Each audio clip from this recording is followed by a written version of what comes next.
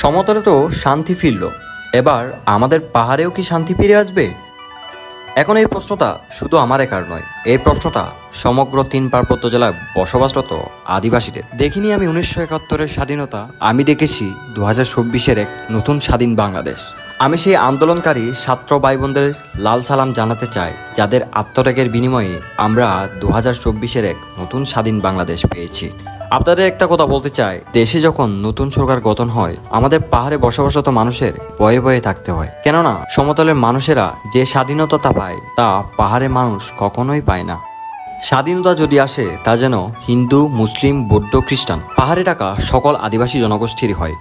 স্বাধীনতা যদি আসে কাউকে যেন ভয় পেতে না হয়, কথা বলতে গেলে যেন থমকে যেতে না হয়, পুজোর সময় যেন কাউকে মন্দির ও বিহারে হামলার ভয় পেতে না হয়, সবাই যেন সমান অধিকার পায়, যেন পাহাড় থেকে সমতলে সবাই যেন সব সুযোগ সুবিধা পায়। স্বাধীনতা কাগজে কলমে নয়, যেন বাস্তবেও দেখা যায়। স্বাধীনতা যেন সবার হয়। শুধু এইটুকু চাওয়া এই নতুন বাংলাদেশের কাছে। মনে রাখবেন, একজন প্রকৃত দেশপ্রেমিক কখনো দেশের সম্পদের ক্ষয়ক্ষতি করতে পারে না, সংখ্যালঘুদের বাড়িতে আক্রমণ করতে পারে না। শুধু এইটুকু চাওয়া এই নতুন বাংলাদেশের কাছে।